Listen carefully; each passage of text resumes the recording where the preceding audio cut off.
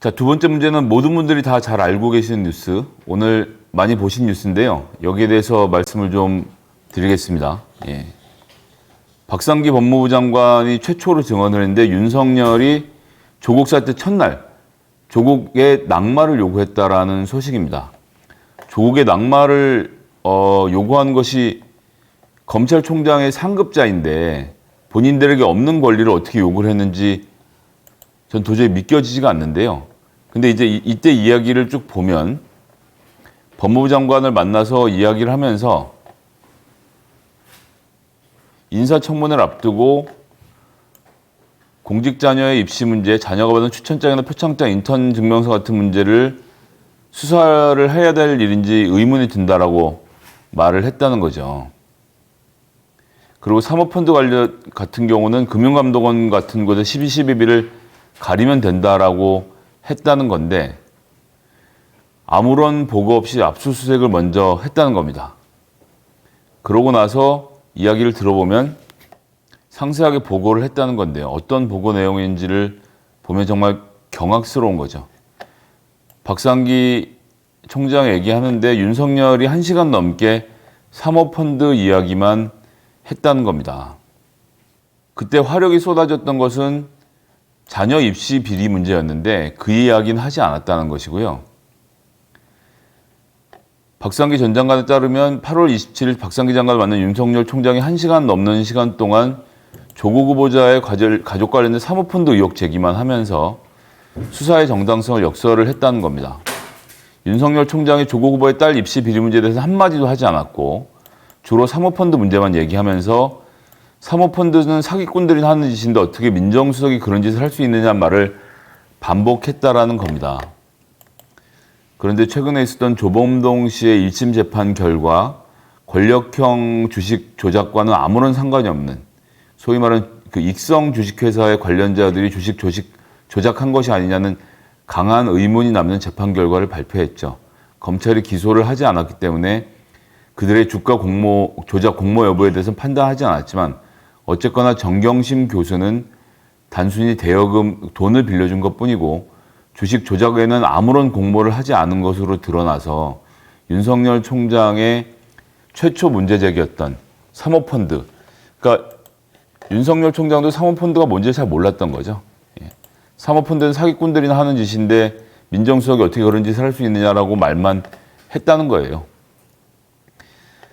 그렇게 해서 부부 일심동체니까 조국도 같이 죽어야 된다라는 이야기를 한 거죠. 윤석열 총장은 자기가 문재인 대통령에 충성하는 방법으로 조국을 내쳐야 된다라고 생각을 했다는 건데 다시 말씀드리지만 검찰총장은 검찰총장에게 주어진 법적 권한만 행사하면 되는 것이거든요. 그래서 윤석열 총장이 강한 의지로 조국을 낙마시켜야 한다라고 이야기했다는 것, 저는 경악하지 않을 수 없습니다. 대통령의 인사권을 일개 검찰총장이 쥐고 흔들 수 있었다는 생각을 했다는 자체가 이번 사건의 본질을 보여주는 것이 아닌가, 저는 이렇게 생각을 하고요. 여기에 대해서 대검찰청이 윤석열이 직접 얘기한 것도 아니고 대변인을 통해서 입장을 발표했는데요. 박 전 장관이 언급한 검찰총장의 발언은 내용은 사실과 다르다. 윤 총장이 장관 인선권자도 아닌데 낙마를 요구하거나 말한 사실은 없다. 둘끼리 한 말이니 이런 식으로 또 뭉치는 겁니다. 마치 박상기 법무부 장관과 검찰총장 간의 사적인 대화에 기억이 제대로 나지 않는 것처럼 논란으로 몰고 가려는 의도가 정확히 보이는 거죠. 이들은 아직도 검찰총장과 법무부 장관이 동급, 아니 검찰총장이 그 위라고 생각을 하는 겁니다. 그래서 이런 말을 하는 겁니다. 박 전 장관이 조 전 장관에 대해서 선처를 요청했다. 장관이 검찰총장은 다 선처를 부탁드립니다 했다는 겁니다. 그래서 그랬음에도 불구하고 윤석열 총장님께서는 원론적인 답변만 수사는 잘하겠다라는 이야기를 했다는 거예요. 누가 위라고 생각하는지가 정확히 드러나고 있죠. 당시 만남은 박 전 장관의 요청에 따라 법무부에 대한 사전보고 없이 압수수색을 진행한 경위를 비공개 면담으로 설명하는 자리였다라고 하는데요. 법무부 장관은 검찰총장의 지휘자입니다.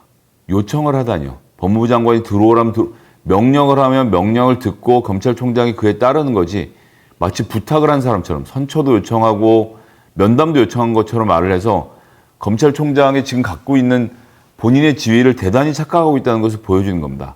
추미애 장관이 법무부 장관실에 와서 보고하라고 하니까 제3장소에서 면담을 하자라고 윤석열이 얘기했던 것도 같은 맥락에서 바라보시면 되겠습니다.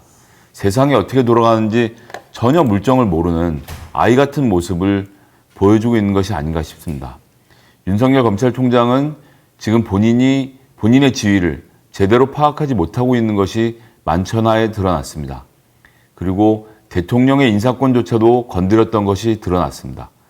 최강욱 열린민주당 당대표는 오늘 최강시사 인터뷰에서 윤석열 총장이 조국 장관을 낙마시켜야 한다는 이야기를 여러 군데에서 했다라는 이야기를 들었다라는 이야기를 했습니다.